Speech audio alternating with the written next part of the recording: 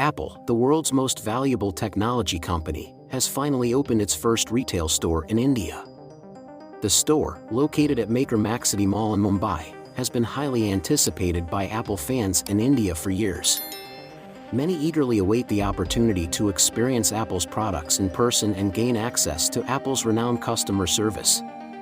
The store's design is typical of Apple's retail stores worldwide, with an open floor plan and displays of Apple's products throughout the space.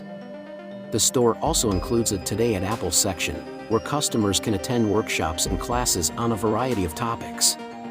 From photography to coding.